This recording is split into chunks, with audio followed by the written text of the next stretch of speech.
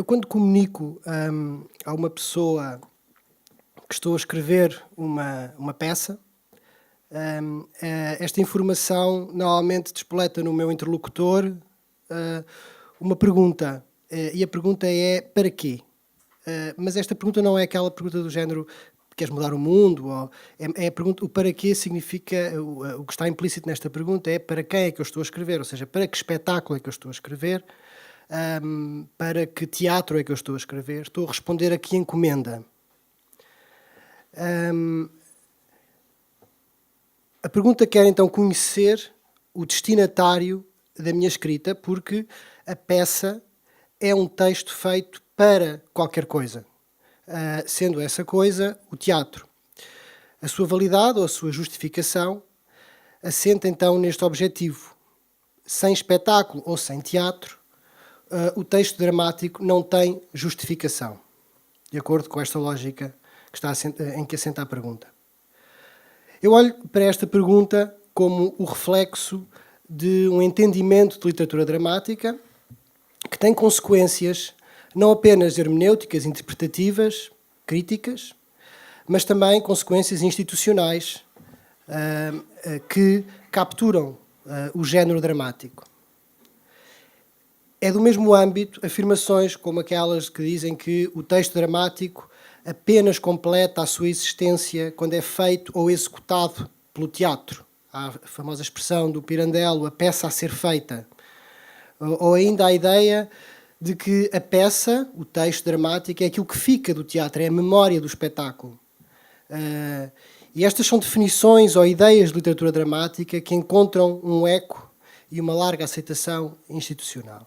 O género dramático é definido, tal como definimos um outro que procuramos conhecer, é definido por um conjunto de preconceitos que são prescritivos, mas estão disfarçados de descrição. É hoje difícil, obviamente, encontrar quem identifique a literatura dramática como textos escritos em diálogo ou compostos por dois textos, o primário, que são os diálogos, o secundário, as rubricas. Quer dizer, já ninguém faz este tipo de afirmações, sobretudo depois de diferentes dramaturgos, ao longo dos últimos 100 anos, em vagas sucessivas, terem quebrado todos os formalismos tradicionais. Mas persiste ainda a tentativa de encontrar outras referências, e essas referências são procuradas com a ajuda de atributos mais abstratos ou mais abrangentes e que são sustentados por uma certa ideia de teatro. De facto, o teatro, uma entidade abstrata, não só legitima como garante a visibilidade do género dramático. As fronteiras do género dramático são delimitadas ou desenhadas pela sua relação com o teatro, seja por uma aproximação ao teatro, e aqui incluo coisas como a procura de pontos comuns entre o texto e o espetáculo, a procura de uma harmonia, a procura no espetáculo de uma interpretação do texto, ou até um pouco da ideia de adaptação que o Pedro estava a tentar afastar. Ou então, esta relação é desenhada por oposição, a tensão entre o texto e o espetáculo. O texto quer alterar o teatro, a recusa do teatro no texto, etc. A procura do teatro, então, na literatura dramática, torna o género dependente da validação de uma arte, ou de uma disciplina, que é a teatral, e retira-lhe autonomia. E, consequentemente, como tentarei defender mais à frente, diminuindo-lhe existência. Uma das consequências institucionais desta descrição da literatura dramática é considerar-se, por exemplo, que é a obrigação do teatro defender a literatura dramática para evitar a sua extinção. O Teatro Nacional ou o financiamento às artes performativas devem contemplar cotas para a dramaturgia. O teatro deve preservar um repertório dramatúrgico. Se não o fizer, a dramaturgia morre, porque sem teatro não há literatura dramática. Estas circunstâncias, num tempo em que o teatro procura outros pontos de partida e relações com o texto, como temos, como o programa deste colóquio também demonstra, este tipo de pontos de partida, estas circunstâncias, constrangem o encontro dos espetáculos com mundos e com disciplinas. Além do mais, fica esquecida uma ligação, também ela histórica, da literatura dramática à literatura. Já que se exige proteção, então por que não pedir às edições, às editoras, às bibliotecas, aos prémios literários ou às aulas de literatura uma defesa do género dramático que impeça a sua extinção? É hoje relativamente consensual caracterizar-se o panorama teatral como um conjunto de propostas, tanto assentes no modelo do teatro moderno, que parte de um texto dramático para construir um espetáculo, como no modelo do teatro pós-moderno, pós-dramático, que procura relações com outros géneros e com outras artes. A genealogia deste segundo modelo, ou seja, do modelo do teatro pós-moderno, pós-dramático, como quiserem chamar, recorre a uma retórica de emancipação do teatro, que, de acordo com esta história, tem os seus primeiros defensores no início do século XX. O teatro deve emancipar-se da literatura. O teatro deve afirmar-se como arte própria. E são estes dois modelos, por vezes chamados o modelo literário, o antiliterário, o moderno, o pós-moderno, o dramático, o pós-dramático, podia continuar. São estes dois modelos que, para bem da compreensão e da interpretação dos objetos em causa, sejam eles espetáculos ou textos dramáticos, são estes modelos que tomaram conta do olhar sobre o teatro, sobre estes objetos. Já no que diz respeito à literatura dramática, o mais semelhante a este movimento emancipatório do teatro pode considerar-se ser o que se tem vindo a chamar de escrita cênica ou escrita para o palco. Ou seja, um conjunto de textos que são pensados exclusivamente para servir determinado espetáculo e aos quais não é atribuído um valor literário próprio e independente do espetáculo para o qual foram pensados. Considera-se este um novo modelo de dramaturgia que se afasta do modelo literário e em que a literatura dramática, o dramaturgo, procura responder ao grito de Ipiranga do teatro, pronunciado por Craig ou Artaud, com uma emancipação da literatura. Ao contrário do que se passou no teatro, em que se reclama a sua identidade por separação ou emancipação da literatura, do seu oposto, o texto dramático não garantiu a continuidade da sua existência, tornando-se independente do teatro, emancipando-se do teatro. Pelo contrário, o dramaturgo procurou aproximar-se ainda mais do teatro, estar cada vez mais próximo do espetáculo. A literatura dramática não se emancipou do teatro. Então, suponhamos um dramaturgo que escreve peças de teatro, literatura dramática, e que não se interessa pelo modelo teatral dramático. E quando lhe perguntam o para quê, não tem resposta. Não escreve para um espetáculo, não escreve em resposta a uma encomenda, não escreve para o teatro. Quais são então as suas possibilidades de sobrevivência, as suas e a da peça? Ou melhor, em que condições é que vai assistir este dramaturgo e a sua obra? Comecemos por olhar para o modo como duas peças formalmente bem distintas são interpretadas. A título de exemplo, Morte de um Caixeiro Viajante, de Henry Miller, é considerada uma peça que não apresenta problemas ao teatro, que não oferece tensões de oposição. As suas características formais não são valorizadas, provavelmente nem sequer são discutidas, são, digamos, invisíveis. Já em relação a um texto como Descrição de um Quadro, de Rainer Müller, um texto em prosa, que é identificado pelo autor como texto dramático, a interpretação deste texto procura justificar, muitas vezes defender, a filiação no género dramático, apesar da sua aparente falta de relação com a literatura dramática, ou seja, com o teatro. Por isso se considera a peça de Müller uma peça que oferece resistência, que oferece atrito ao teatro, que dificulta a encenação. E a de Henry Miller, uma peça sobre o envelhecimento, ou sobre o sonho americano, ou sobre etc, etc.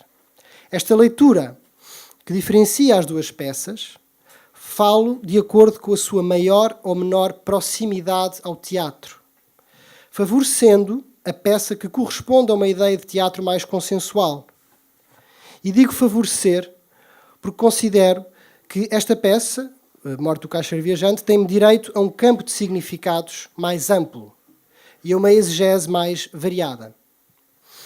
Mas a distinção entre Morte de um Caixeiro Viajante e a descrição de um quadro só é possível se considerarmos que o teatro, essa referência que permite comparar as duas peças, é coisa única, é uma coisa uniforme, transversal ao tempo e às regiões.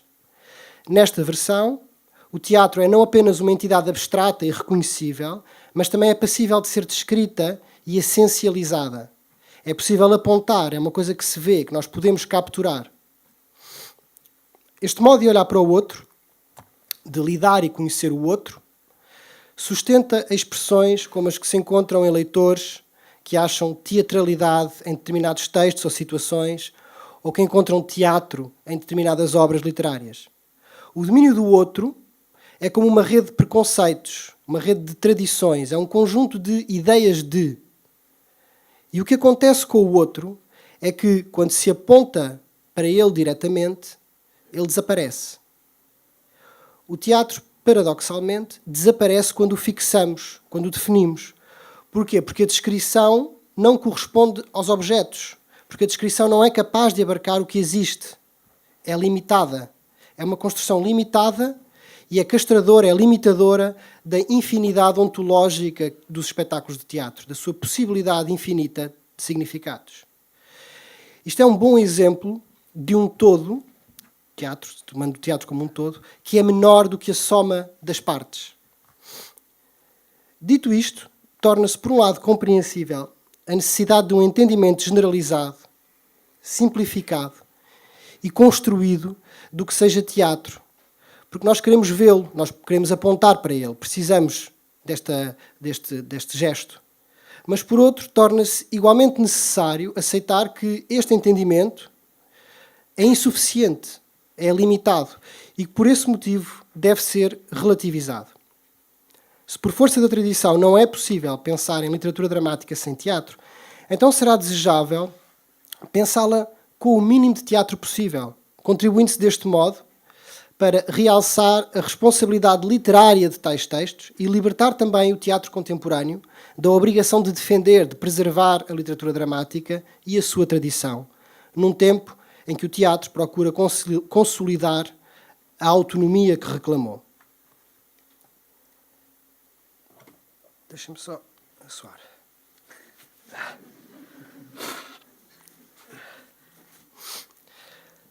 E quando eu defendo a necessidade de emancipação da literatura dramática do teatro, eu não defendo o apagamento de uma tradição.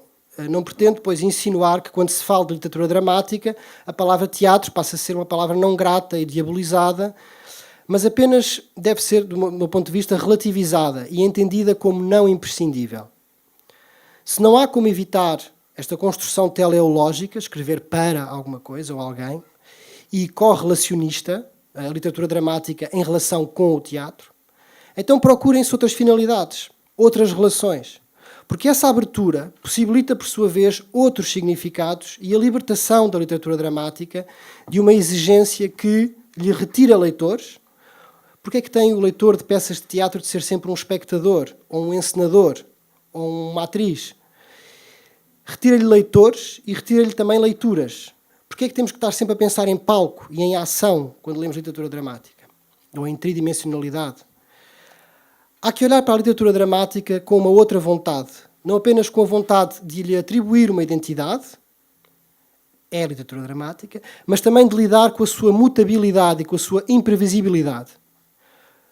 Reconhecer um texto dramático ou um espetáculo é como a Judith Butler sugere que olhemos para a vida.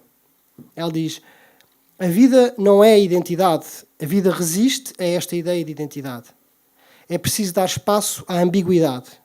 Muitas vezes a identidade pode ser vital para confrontar uma situação de opressão, mas seria um erro utilizá-la para não confrontar a complexidade. Não se pode saturar a vida com a identidade.